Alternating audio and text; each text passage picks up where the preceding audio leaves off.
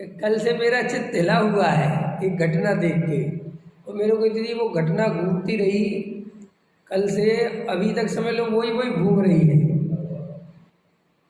कल मैंने एक ऐसी घटना देखी, पढ़ी, सुनी कि मैंने को लगा बाप रे बाप, अज्ञानता में क्या क्या हो सकता है और कैसे कैसी स्थिति बन सकती। एक जैन मुसलमान बन गया, ख्याल में है कि नहीं है, और 2010 से बना और 2012 में बन गया, और अब वो इतना बड़ा मुसलमान बन गया कि वो मुसलमानों को पढ़ाता है, बड़ा उनका समझ में है ना, बड़ा गुरु बन गया। और वो अभी जेल में है, अभी जेल में है, क्योंकि उसमें धाराएं लगा दी कि ये मतलब कन्वर्ट है और एक बहुत बड़ा साजिश चल रहा है, वो मुसलमानों के एक्ट बना रहे हो तो उठा के रख दिया जेल में, जेल में है। अब मैंने कल उसका देखा तो भाई साहब उसका वीडियो भी सुना और उसकी पत्नी का भी सुना, और बहुत गहराई से विचार किया कि आखिर ये मुसलमान बन कैसे गया। और उसके माँ बाप, यही भोपाल का रहने वाला है, और उसके माँ बाप इतने इंटेलिजेंट, दिगंबर जैन। कल उसके बाप का भी इंटरव्यू देखा मैंने, उसकी माँ का भी इंटरव्यू देखा मैंने, ख्याल में है कि नहीं है, मतलब ऐसे नहीं कि कोई गरीब घर का या कोई परिस्थिति का मारा हुआ है, प्रोफेसर वो लड़का, MBA किए हुए, इंटेलिजेंट बहुत, ख्याल में है ना। और उसका पिता तो इतना इंटेलिजेंट है कि पूछो मत। मैंने अब उस पर कल मैंने सुना, देखा, तो मैंने कहा ये कैसे हो गया, तो उस पर गहराई से विचार किया तो अभी तक मैं इतना ही समझ पाया कि जैन दर्शन का ठोस ज्ञान, मूल तत्व ज्ञान उसके पास नहीं था, और वो नौजवान भटक गया। ना मैं गारंटी देता हूँ कितना जितना बुद्धिशाली व्यक्ति होगा वो जैन दर्शन के करीब जाएगा, लेकिन वो बुद्धिशाली होने के बावजूद उसके पास वो मूल तत्व ज्ञान पहुंचे तो। आज हमारे जैनी लड़के या जैनी लड़कियां, जैनियों की एक विशेषता है, उनके बच्चे कभी भी पढ़ने लिखने में कमज़ोर नहीं होते, हमेशा स्कूल में टॉप करने वाले जैनियों के बच्चे होते हैं। हम कम हैं लेकिन होशियार बहुत होते हैं, और ये सारी दुनिया मानती है, मैं नहीं कह रहा हूँ, हर कोई मानता है कि ये लोग बहुत होशियार होते हैं, इनका आचरण बहुत बढ़िया होता है, खान पान बहुत बढ़िया होता है, रहन सहन बहुत बढ़िया होता है, ख्याल में है ना। हमारा इतना सब कुछ होने के बाद भी एक पढ़ा लिखा नौजवान दिगंबर जैन धर्म शिक्षित होकर, और वो ऐसी जगह जा रहा है जिसकी हमारी कल्पना ही नहीं हो सकती, और चलो चला गया की बात, वो वहाँ पे पढ़ा रहा है अब इतने बड़े लेवल पर। उसका आपको मैं बताऊंगा, सुनना आपको कि क्या है। अब सुनो, मैं पूरी घटना सुनाता हूँ। वो लड़का इतना मंद कसाई है, वो लड़का इतना सरल है और इतना खोजी प्रवृत्ति का था। क्या हुआ कि वो पढ़ाता था, प्रोफेसर वगैरह जो भी था, जॉब करता था, और वो खोजी प्रवृत्ति का था। तो वो क्या था प्रॉब्लम, कि वो अपना जो धर्म है और अपने जो लोग हैं और अपने लोगों का वो जो बाहरी रूपक देखता था, वो उससे चिढ़ता था। इस रूप में चिढ़ता था कि तुम एक तरफ तो इतनी बढ़िया बढ़िया बातें करते हो, समझ में आए ना, कि चींटी मत मारो, ये मत करो, ऐसे खाओ, ऐसे मत खाओ, इसमें इतना पाप, इसमें इतना पाप, और मैं देखता हूँ कि तुम आपस में प्रेम बिल्कुल है। मम्मी मौसी की बुराई करती है, मम्मी बुआ की बुराई करती है, बुआ मम्मी की बुराई करती है, पापा इनकी बुराई उनकी बुराई, और बहू आ गई तो घर में क्लेश, समझ गए ना, बहू से प्रेम से नहीं बोलते, और तो वो सारी चीज़ें उसने किसका पाठ समझ लिया, इकाई की गलती है, धर्म की। अब देखना मजेदार बात, और फिर वो जैसे उसके पिताजी ने जब उसकी कुछ मानसिक स्थिति देखी, ये कुछ सही सा नहीं लग रहा है, कुछ इसकी ठीक नहीं, तो उसने समझा। तो उसकी माँ इतनी होशियार थी कि उसे खुद बैठ के समझाती थी कि भाई हम लोगों की जो स्थिति है बाहर की, इससे कोई धर्म का संबंध नहीं है, ख्याल में है ना।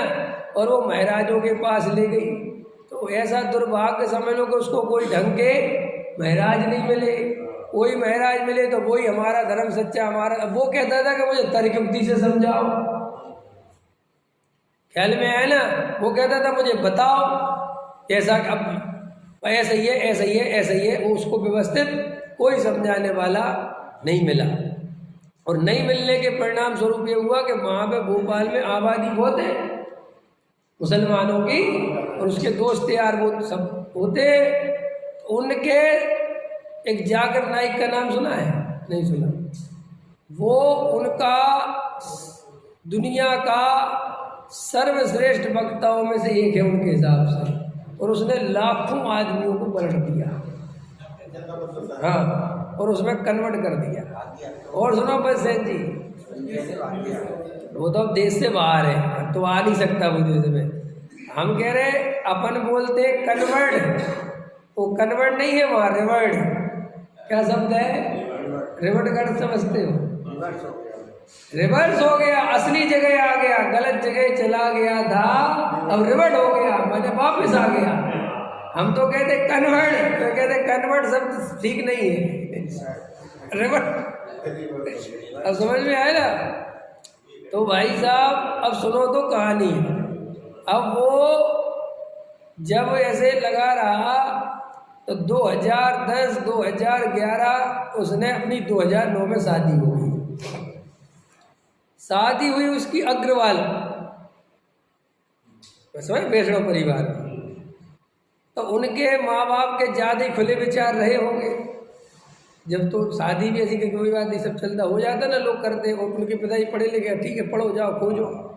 अब क्या है कि भाई वो पढ़ता रहा और वो उससे प्रभावित, उसकी वो सुनने लगा, और वो सुनते सुनते अब चूंकि वो इस्लाम में क्या क्या है वो ये बता रहा है, इस्लाम के नाम पे क्या क्या होता है वो नहीं बता रहा। समझ रहे मैं क्या कहना चाहता हूँ? वो मूल उनके जो कुरान के जो परिचय है वो उनसे समझ लो प्रभावित हो गया।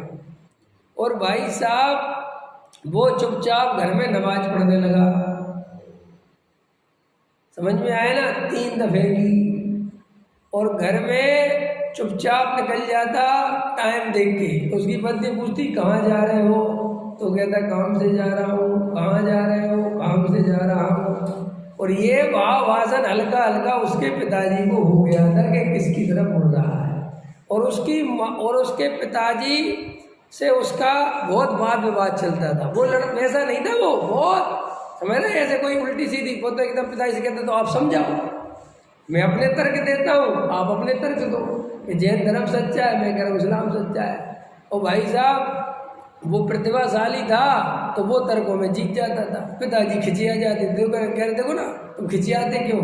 मैं खिंचिया रहा हूँ, मैं तो कितनी शांति से बता रहा हूँ। और तुम्हारा तो ध्यान धर्म सच्चा, तुम्हें खिंचियाना नहीं चाहिए, क्योंकि क्रोध तो नहीं आना चाहिए ना। और वो सारी परिस्थितियाँ बनती गई। एक दिन उसकी पत्नी ने देखा कि कौन सी नमाज होती है, फ़खर की नमाज होती है क्या, फजर की नमाज, वो देखा उसने ये घर में पढ़ रहा है।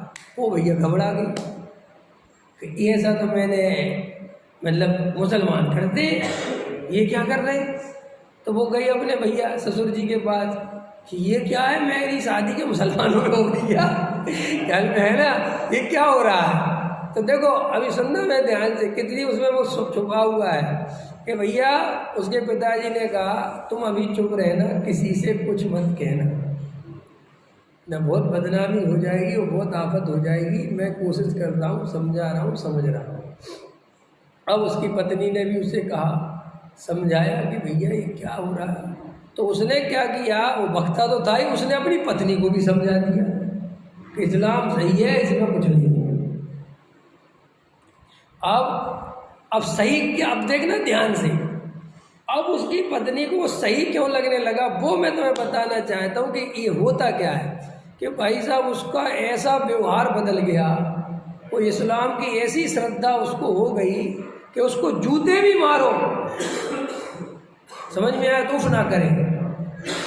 और समता भाव से, अत्यंत समता भाव, पत्नी से बहुत प्रेम, बच्चों से बहुत प्रेम, माँ बाप उसको ललकारो, प्रेम पे छूरा, ये बात है।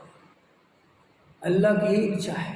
अल्लाह मेरी परीक्षा ले रहा है, ख्याल में है कि नहीं? मैं परीक्षा दूंगा, ख्याल में है? वो सब सिखा रहा है मुझे।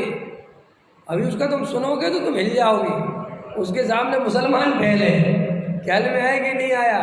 ओ भाई साहब, वो तो एकदम ऐसा हो गया कन्वर्ट, वो क्या रिवर्ट हो गया।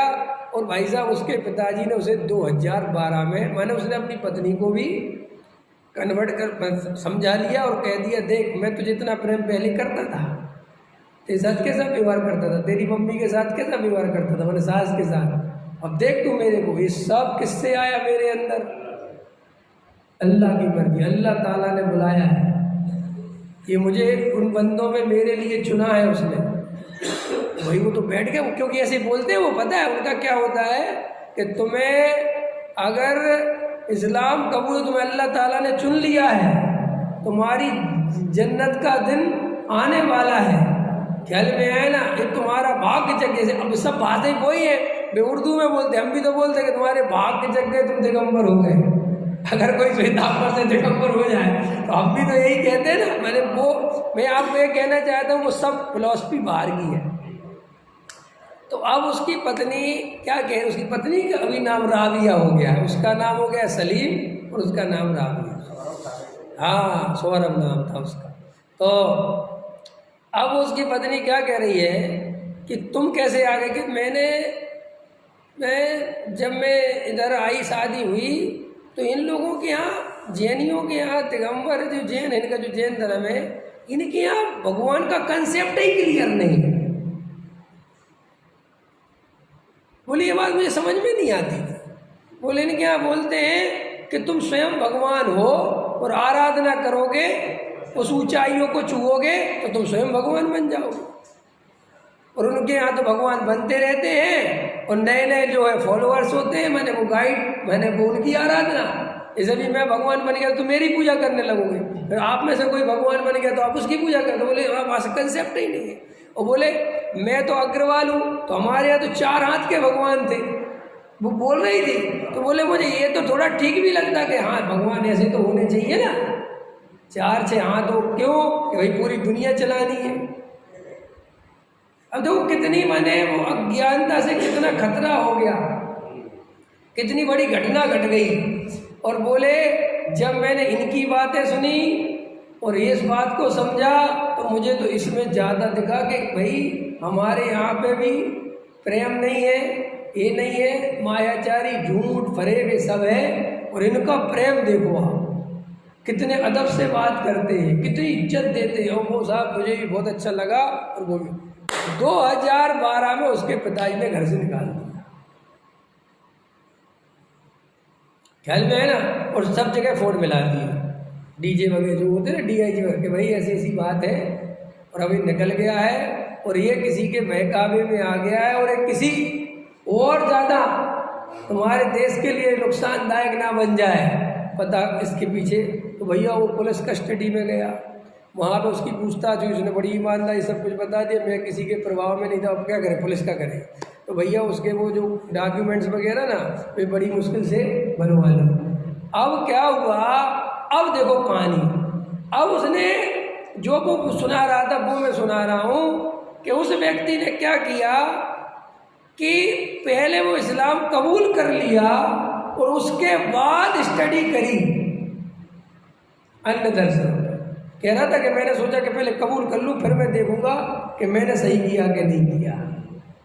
लेकिन वो श्रद्धा इतनी लेवल पे पहुंच गई और बाद में जो कह रहा था कि तुम्हारे यहाँ कुछ नहीं है, तुम्हारे यहाँ कुछ नहीं है, तुम लोग राग द्वेष करते हो, तो जब वो मुसलमान कम्युनिटी में गया तो वहां पे भी वही मिला। तो उसमें लिखा कि वो एक मुसलमान के घर पे रुका, तो वो समझ में आ जाता है, उसने बताई। तो एक तो वो दूरी बनाते हैं, अब ये मांस वगैरह नॉन वो संस्कार तो काम करता है कि ये तो हम नहीं कर, उन्हें इस्लाम में कहीं नहीं लिखा। अब ये दलील देने लगा किनको, उनको कि तुम ये गलत करते हो, ये गलत करते हो, ये गलत करते हो। तो उसको वहां से भी धक्के देने निकालने पड़े कि तेरे से हमारा मिजाज नहीं मिलता, तू मुझे सही नहीं लगता, क्योंकि एक तो तुम्हें सही रिवार्ड है और तू पूरी तरह समझा नहीं है। पकड़ में आ रहा जैन साहब? तो वहां उनको समझाने लगा कि कोई क्रियाकांड का नाम इस्लाम नहीं है, इस्लाम तो शांति का प्रतीक है, इसमें सबसे ज्यादा प्रेम केवल और केवल परमात्मा से करो और दुनिया में किसी से प्रेम मत करो, न तुम्हें वो अपने यहाँ नहीं बुलाएगा। अगर तुम अब इसकी अगर सही व्याख्या करो तो इसका मतलब क्या है कि भाई मोह मत करो परब्रह्म से, एक परमात्मा से, माने अपनी आत्मा से प्रेम करो तो तुम्हें मुक्ति मिल जाएगी। ये क्या है कंसेप्ट को इधर से घुमाओ चाहे उधर से घुमाओ।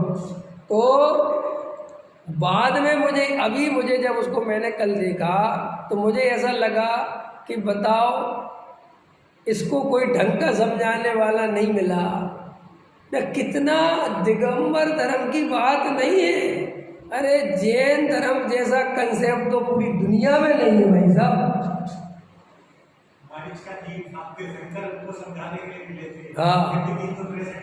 हाँ, मेरा कहने का मतलब ये है कि हमें ये बात विचार करनी ही पड़ेगी कि अगर हम धर्म के मूल सिद्धांतों से परिचय नहीं करा पाएंगे बच्चों को, और ये बाहर की क्रियाओं से और बाहर के आचरण से, तो 100% गलती हो सकती है। कि क्यों? कि वो आपके आचरण से चिढ़ सकता है और जहां स्वच्छंदता वाला आचरण मिले उससे प्रभावित हो सकता है। ये कितना कंसेप्ट समझाना कठिन नहीं है, सरल है कि इस दुनिया का कर्ता कोई भगवान नहीं है, लेकिन इससे ज्यादा सरल ये कंसेप्ट समझाना है कि करता है। नहीं समझ में आया? क्यों समझाना नरेश जी सरल है? क्योंकि दुनिया में जो भी काम होता है उसका कोई ना कोई करता दिखता है, सीधा गणित, समझना मेरी बात। तो सीधी सी बात है, इतनी बड़ी दुनिया है तो इसको कोई तो करता होगा, कोई तो सर्वशक्तिमान होगा, तो बस वो ईश्वर है। बस उसकी माने ये बात कहना और आसानी से समझ में आ जाना आ जाती है क्या? और हर आदमी अपने आप को कमजोर समझता है, हर आदमी अपने को दीनहीन समझता है, और वो ऐसे ही ईश्वर की कल्पना करना चाहता है जो उसकी रक्षा करे, जो उसको मुक्ति दिलावे, जो उसको दुखों से बचावे। ऐसे सर्वशक्तिमान की कल्पना हर कोई अपने दिमाग में करता है। यहाँ तक कि हम और आप जो जैन धर्म के पक्के और सच्चे अनुयायी हैं, हम भी ऐसे ही ईश्वर की कल्पना करते हैं कि नहीं? बोलो हाँ या ना। नरेश जी, देखो नरेश जी कह रहे नहीं करते। अरुण जी बोलो, करते हो कि नहीं करते? रमेश जी करते हो कि नहीं करते? नहीं नहीं हम नहीं करते। सुनो मैं ये बताता हूँ कैसे करते हो। हे भगवान ये मुसीबत से बचा ले। इसका अर्थ क्या है? इसका अर्थ क्या है? ये क्यों बोला तुमने हे भगवान बस आज इस मुसीबत से बचा ले, बस आज? कौन भगवान? पकड़ में आ रहा मैं क्या कहना चाहता हूँ? हम इतने भयभीत हैं, इतने डरे हुए हैं, इतना एक अकेलेपन का अनुभव करते हैं, अकेलेपन से डरते हैं। तो हर कोई एक ऐसे ईश्वर की कल्पना करना चाहता है जो उसके सुख दुख में काम आवे। अब समझना मेरी बात। अब देखना बहुत और आगे बढ़ते हैं। मैं बहुत गहरी बातें समझाना चाहता हूँ। हमारे पास ठोस तत्व ज्ञान है कि नहीं? अरे बोलो। अल्लाह के हाथ में कुछ है कि वास्तव में जो होना है वो निश्चित है, अनंत काल से निश्चित है? समझना ध्यान से। ये ज्यादा प्रमाणिक बात है कि अल्लाह की मर्जी से कुछ होगा, ये प्रमाणिक बात है। प्रमाणिक बात कौन सी है दोनों में से? या राम की मर्जी से होगा, किसी की भी मर्जी से होगा? समझना मेरी ध्यान से समझना मैं क्या कहना चाहता हूँ। हमारे पास इतना ठोस तत्व ज्ञान होने के बाद जो तर्क से, युक्ति से, आगम से, अनुभव से प्रमाणित है, उसके बाद भी देखो हमारी श्रद्धा कितनी कमजोर है।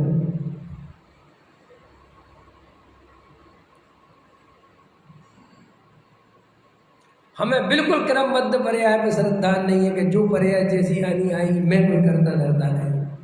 और वो क्या कह रहा है, उसको जूते पड़ रहे हैं, इतनी मुसीबतों का मुसीबतें तो सुनो उसकी, आपको के बाप रे बाप इतनी। तो क्या कह रहा है कि सब परवतदिगार राह दिखा रहा है मेरे को, ये सब मेरी परीक्षाएं हो रही हैं, मैं चुना गया हूँ ना, और मैं सब, मुझे अगर उठा के अभी जेल में तो भी कह रहा कोई बात नहीं, ये तो मेरे सब होना ही है मेरे साथ।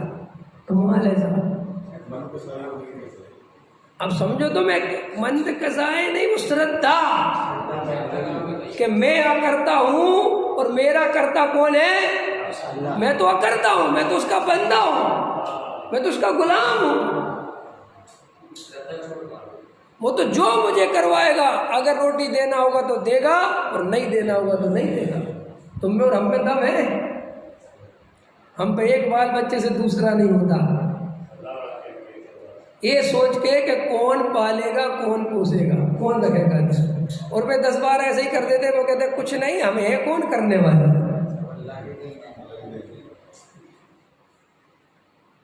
तो पढ़ने होंगे तो पलेंगे, मरने होंगे तो मरेंगे। ख्याल में है कि नहीं आया,